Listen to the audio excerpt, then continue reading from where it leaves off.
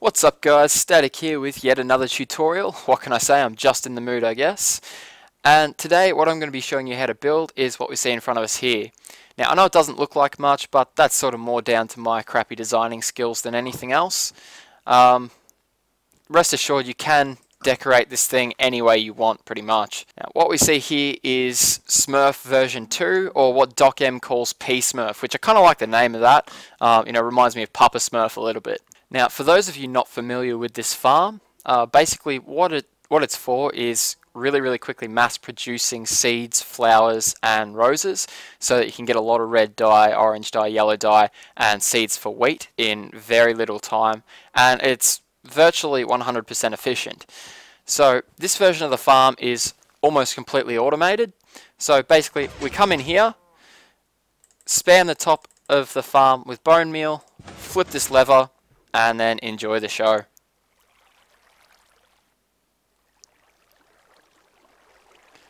So once all of the seeds and flowers have fallen down, just come over here, collect them, flip this lever, and you're done. Simple as that. Now the old design had two main issues. The first one was that because the top of the farm needs to be dark for this to work, the grass on the top would quite regularly die, and the only way I knew of to reliably fix that was to place torches up the back here, and when you wanted to use the farm, just knock those out, use the farm, and then place them back up there. It was quite a pain in the ass. The other real problem was that the bottom of the farm here wasn't able to be lit up. If you lit it up, the top of the farm would be too light and it wouldn't work. And so that meant that if you ever wanted to use this farm at night time, the bottom here would be extremely dark. So as you can see, I've put in some lights here. Now it's not all that bright, but that's because I'm just using torches. If you chuck pumpkins or glowstone behind there, it'll make this a whole heap brighter. Now another issue with the previous design of the farm was that to release the water, you had to break blocks up in the sides here and then replace them once you were done. However, I've made use of pistons so that now all you need to do is flip this lever and the water starts flowing. As you can see, although the lights in the farm didn't seem like much during the day, during the night they quite adequately light up the farm. Now these are an optional feature of the farm. If you don't really mind using the farm in complete darkness, you don't need to add these in. But they're not really that much extra hassle, and I think they're a really cool feature. Okay, so before we get started, in the last video that I posted on the original Smurf design, I got a lot of questions as to why the farm wasn't working when people lit up the top, why the top needed to be dark, all that kind of stuff. The main problem that people were having with the farm was that they were instinctively lighting up the bottom of the farm, which was making the top too light and it wasn't working. So for those of you who aren't aware, the way that this farm works is that the top of the farm in here, when we step on the pistons, is pitch black, and tall grass and flowers have the property that when they're in complete darkness, they break out of the ground.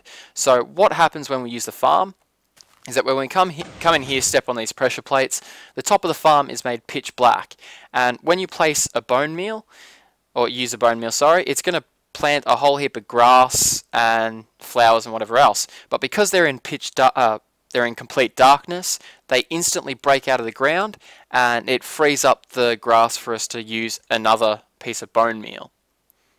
However, if we leave the farm completely lit up, what's going to happen is when we use the bone meal, the grass and flowers aren't going to break out of the ground, and that means that there's only a limited number of bone meal that we can use. Like right now the farm is probably completely full of grass and flowers, as you can see, so continuing to spam bone meal is just going to be an absolute waste, and all we're going to get out of the farm is what's already up there, which will be a couple of flowers at best and a few seeds. Now another comment that I got quite a bit on the original video was people telling me how I could place water currents in the sides here and whatever else to stop there from being dead zones in the top. However, as you'll see when I flick this lever, there are no dead zones whatsoever in the water. As you can see, even flowers that are pushed over into this corner here get pushed off to the side and down this hole. So yeah, with the water this way guys, there are no dead zones whatsoever. Alright, so with all of that out of the way, let's get started. Alright guys, so what you're going to need to build a compact P-SMERF is a bunch of assorted tools, mostly shovels and pickaxes, 11 redstone dust, 13 redstone torches, 4 redstone repeaters, 2 redstone pressure plates, 2 signs, a lever, 6 sticky pistons, 3 glass, some sort of a building material. I mean, I used stone in the demonstration, but I'm just going to use dirt for this tutorial just to make it a little bit easier. A couple of buckets of water and a few torches. You don't need 32, but you know, whatever. Instead of torches, you could also use glowstone or pumpkins or virtually any other light source you want. Alright, so the P-SMERF is a similar shape to my original Smurf design, but it's made in a slightly different way and has a couple of subtle differences to the shape. So we're going to start by making the left-hand wall, which is 4 blocks long, and then we're going to make the back wall here, which is also going to be 4 blocks long, and then also 4 blocks on the other side here. Now make sure to leave these corner sections open. Up the back we're going to make the collection channel. So to do this, you place 1 block here, 1 block here, and then 2 blocks at the back, just like that. So down here is where all of our flowers and seeds are going to fall once they're harvested. Now the block placement on the back of the farm is a little bit complicated, or more so than the rest of the farm anyway. So basically you want to leave this corner gap here, then place a block, and then leave a gap here, place a block there, place 2 blocks up against the back of the farm here, and then make a mirror image of what we've just done. And so in these 2 the gaps here that we've left, that's where you place your water. Once you've done that, 3 blocks out from these blocks here, you want to start digging your stairway down into the farm. Now if you use half slabs instead of the shorter stairs, you're probably going to have to start the staircase a little bit further back.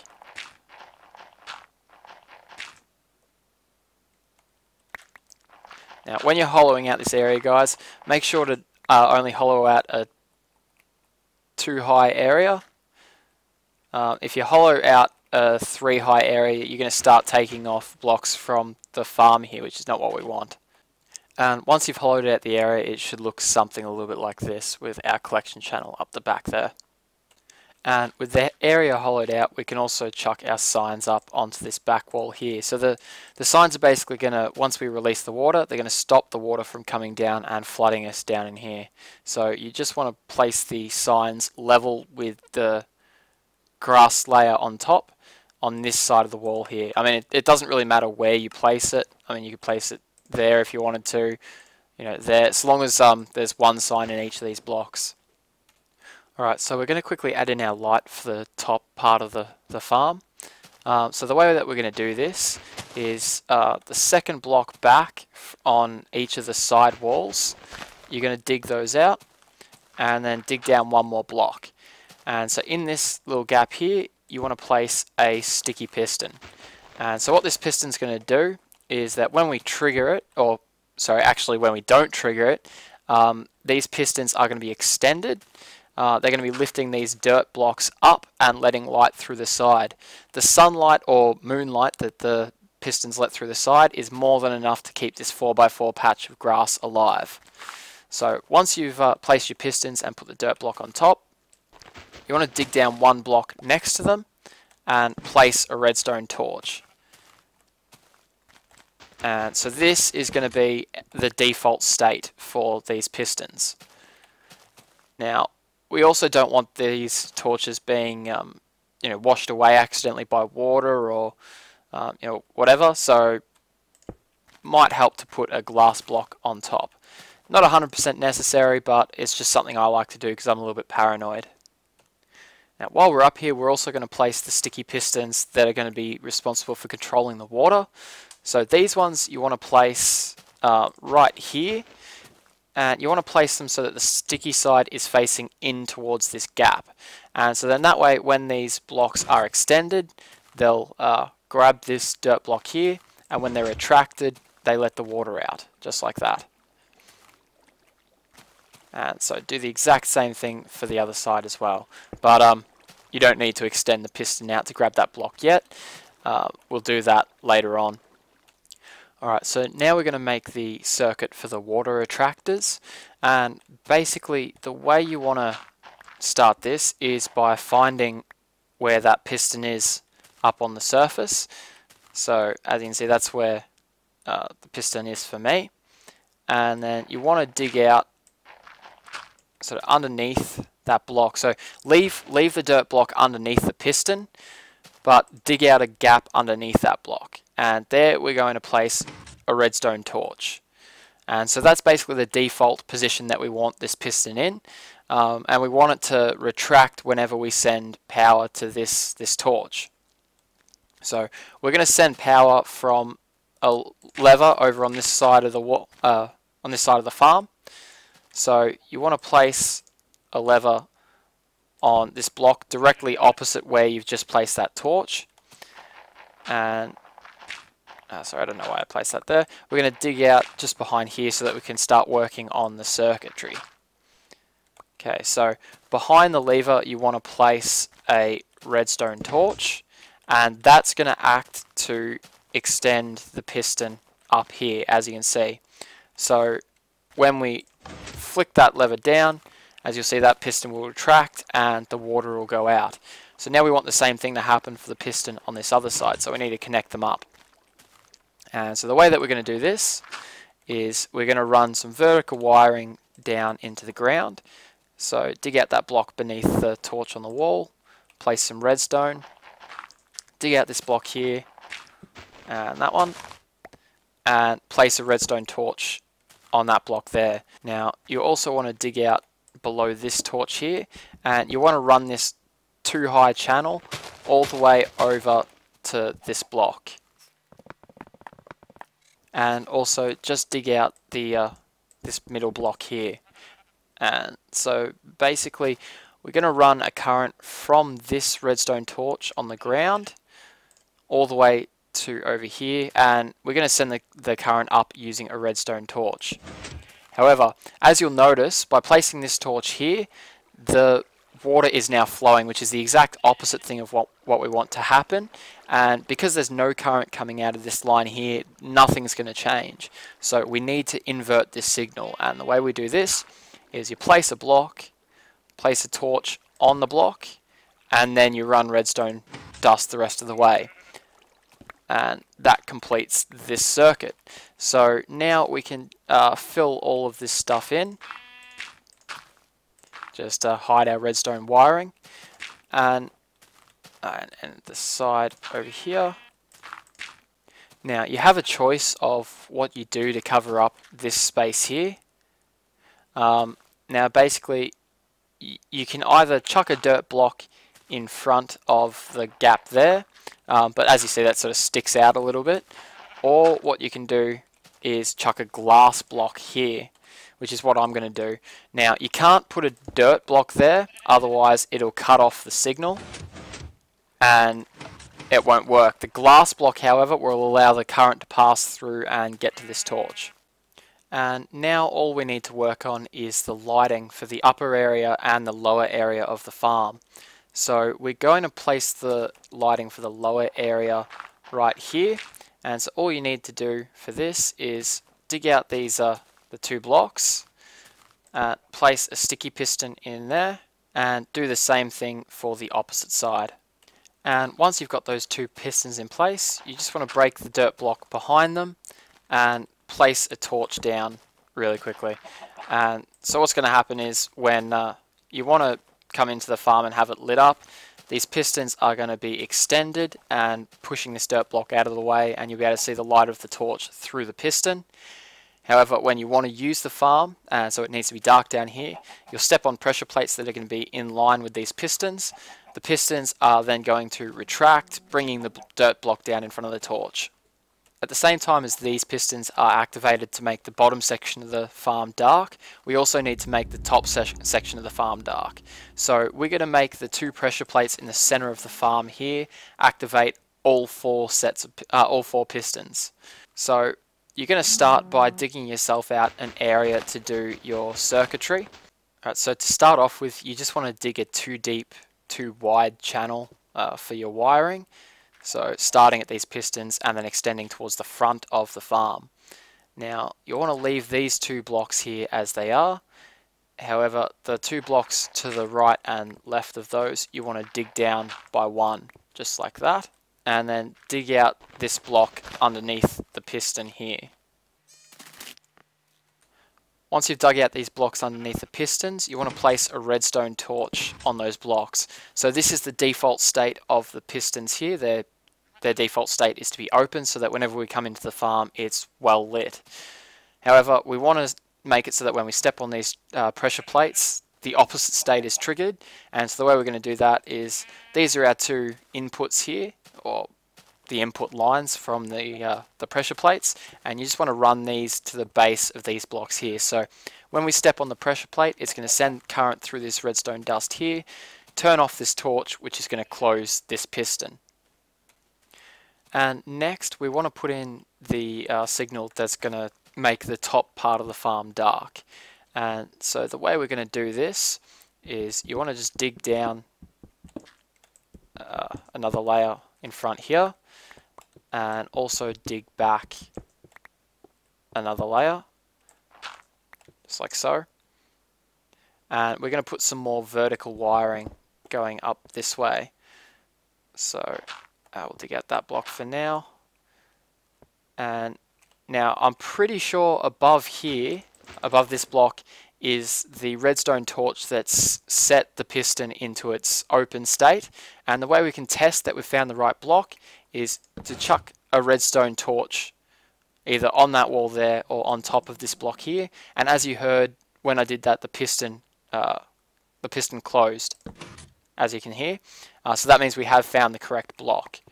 And so what you want to do, this time you need to make sure you get the torch on top of that block there, and place another one underneath it. So now when we send current using our pressure plates over to this torch here, it's going to turn this torch off, which will turn this one on, which will turn this one off, which will close the piston just above here. And so you want to do the exact same thing for the other side as well. Now the problem is, we can't just run redstone wire from this input straight to these torches. It wouldn't work. We'd get interference from this line here. So this is where we need our redstone repeaters. So what's going to happen is, you place 2 repeaters there, starting at this piece of redstone dust just to the left though, and then leading into this block here. Now the reason you have to place this one here is that if you place just redstone dust, the signal's going to start interfering with the this torch to the right here as well, and it's just not going to work basically. So putting this redstone repeater here, the current's going to go into this block and do the same thing as if we were to run redstone dust straight into it. And then do the exact same thing on the other side, and then place 2 pieces of dust in between where we've left open. And once you've done that, guys, you can jump out of this hole here, fill in all the spaces, just like so, and then slap down our 2 pressure plates in line with these pistons. And so now when we step on the pressure plates, you'll hear all those 4 pistons activate at the same time. And the way you can test to make sure that the pistons up on top are doing what they're supposed to, since we've used wooden pressure plates, you can just throw an item onto one of them and then jump up. And as you can see, this piston's contracted, which is going to keep the top of this farm dark. And speaking of keeping the top of the farm dark, now you can just cover over the top of the farm here. Only need a 1 high ceiling, guys, so don't bother building it up and putting in a 2 high ceiling. You're never going to need to come into this top section. And that's our P-SMERF done, guys. So all we need to do now to use the farm is come in, step on the pressure plates, spam a whole heap of bone meal on the top. Let's see how much I get from this small stack of bone meal. And then flip this lever. Once you flip the lever, as you'll see, all of the stuff starts flooding out. And then you can pick it up, flip the lever, and you're done. Simple as that, guys. And so from just that half a stack of bone meal or less, I got a full stack of seeds plus another 7, 46 flowers, and 24 roses. Now, I like to make the top here out of stone because, as you can see, if you make it out of grass, you'll get some long grass growing on top of the farm, which looks a little bit daggy, but it doesn't affect the farm at all. So if you don't mind that, or you actually want to go for the natural look, you can feel free to use dirt on the top. Now, before I finish off, guys, I just wanted to give a quick shout out to NetherGirlHD, who supplied me with this new skin. Just trying it out. Let me know what you guys think.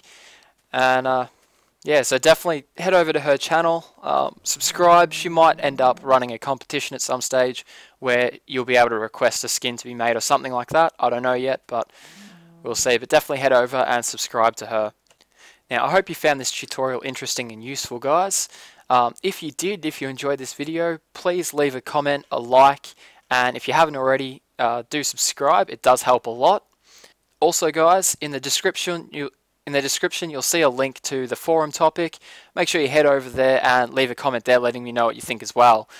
Basically, every time you guys comment on my forum threads, it bumps them up to the top of the list and gets them more views, which brings more people to my channel. So definitely head over there and check out the forum topic. Other than that, guys, as I said, hope you enjoyed the video, and I'll see you next time.